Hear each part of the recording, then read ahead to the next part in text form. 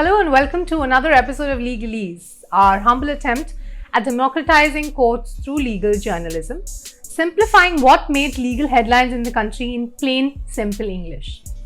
I'm Sania Talwar, and under our scanner in the week that passed are as follows. Number 1.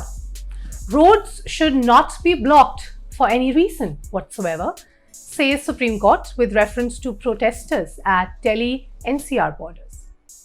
Number 2.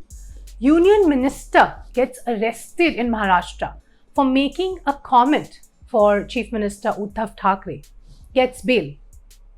Number 3. Communal sloganeering at Jantar Mantar. We are not a Taliban ruled state, says a Delhi court. Number 4. Bhima Koregaon violence. Students recruited for terrorist activities from JNU TISS. Provocation in the name of caste and more in NIA's draft charge sheet. Number 5. Personal feuds. Misunderstandings at workplace, not sexual harassment, says Madras High Court. Supreme Court has said the road should not be blocked for any reason whatsoever. The observation came by a bench of Justices S.K. Kaul and Hrishikesh Roy in a plea seeking removal of blockades caused by protesters at the NCR borders against the recent farm laws. Court said that though every citizen had the right to protest, it was not to be done at the expense of blocking ingress and digress of traffic. Court said that the solution did in fact lay in the hands of Union of India. The plea has been filed by Monica Agarwal, alleging that travelling to Delhi from Noida for her marketing job had become a nightmare as it took 2 hours instead of 20 minutes due to the protesters swarming the roads. Now, earlier too in the same petition, the court had remarked, don't obstruct the life of other people there.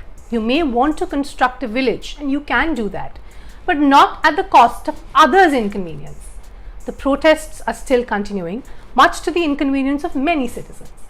Courts seem to hold the view that protests are a citizen's right, but they cannot be carried out at the cost of inconvenience to other citizens. Now, though courts are not looking at the larger issue in this particular petition, that is of whether farm laws stand the test of constitutionality or not, the issue of protests is something the top court has consistently held a view on, like it did in the Shaheen Bagh protest issue. In October 7, 2020, the court had said that indefinite occupation of a public road by Shaheen Bagh protesters was unacceptable. It was pointed out in the 13-page judgment that protests mounted by citizens against the Citizenship Amendment Act had become an inconvenience for commuters.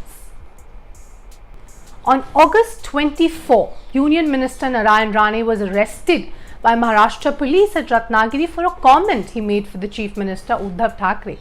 4 FIRs were simultaneously filed against the Union Minister, and charges of defamation and inciting violence have been levied against him.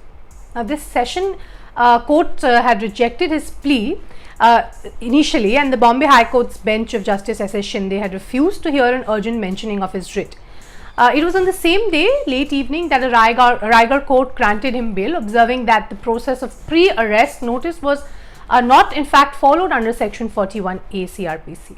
Now, pre-arrest notice and the process thereof has been reiterated time and again, most importantly in the landmark case of Arnesh Kumar versus State of Bihar. The present position in this case is that the Bombay High Court has heard preliminary arguments for quashing of FIRs, whereby the Maharashtra government has given an assurance to court that it will not hold its hand if offence is committed by Rane, and that no coercive steps will be taken against him, at least in the Nashik FIR. The case will now be taken up on September 17 in Bombay High Court. We are not a Taliban ruled state. Rule of law is a sacrosanct governing principle in our plural and multicultural society. While the whole of India is celebrating Azadi Ka Amrit Mahotsav, there are some minds still chained with intolerant and self-centric beliefs, the court said, while rejecting the anticipatory plea of bail for Pinky Chaudhary, the president of Hindu Raksha Dal, accused of communal sloganeering at Delhi's Jantar Mantar.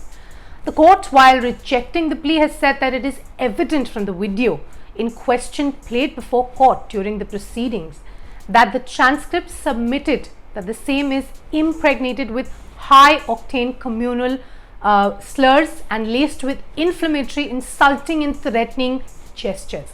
It is pertinent to point out that the Delhi court has also rejected the bail application of Preet Singh, who is accused in the anti-Muslim sloganeering case in Jantar Mantar, Delhi. The court has further observed that from the audio-visual material, it is evident that the key attendees and others who were present both on and off the stage were there as invitees of Singh and other associated groups. On August 8th, some individuals during an event at Jantar Mantar gathered and started raising anti-Muslim slogans. A draft charge sheet by the NIA has been filed before the Court of Special Judge Greater Mumbai against 3 accused in the Bhima Koregaon violence cases. The list of accused include 22, including many alleged to have CPI Maoist links. It is alleged inter alia that it is Stan Swami and others absconding accused comrades who indulged in furtherance of a common intention with the object of promoting the activities and ideologies as per the strategy and tactics of CPI Maoist. NIA has alleged that Sudhir Dhavle, Rona Wilson, Surendra Gadling, Shoma Kanti Sen, Mahesh Sitaram Roth, P. Varavara Rao, Vernon Gonsalves, Arun Thomas Ferreira, Sudha Bharadwaj, Anand Bapurao Teltumbre recruited students from universities including JNU and TISS for the commission of terrorist activities. Charge sheet states that accused conspired to demand and organize 8 crore INR for supply of M4 with 4 lakh rounds and other arms and ammunition from Nepal and Manipur. All accused conspired and abetted, knowingly facilitating commission of terrorist acts and preparatory acts by procuring sophisticated weapons and ammunitions, including logistics, wires, nails, nitrate powder, and possessing and transporting sophisticated weapons like the Chinese 87 automatic grenade launcher and Russian GM grenade launcher, including the M4.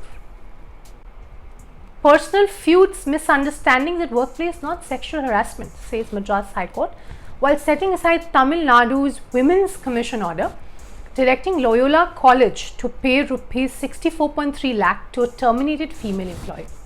Court has said without showing any instances leading to sexual harassment, merely on the basis of some misunderstandings in the workplace between the superior and her subordinate, every such instance cannot be termed as sexual harassment. Perusing the entire record and allegation in the matter, court noted that entire allegations made in the petitioner's first complaint in 2013 made it clear that it was about organizing an alumni function for the college, and personal allegations of swindling money were made out against the respondent. In the entire letter, there were no allegations concerning the sexual harassment cases whatsoever, the court said. Court reckoned that only on the first instance in 2014, that too after a certain complaint has been investigated by the police against the writ petitioner's son, the petitioner had made allegations that the accused harassed her mentally, emotionally and sexually.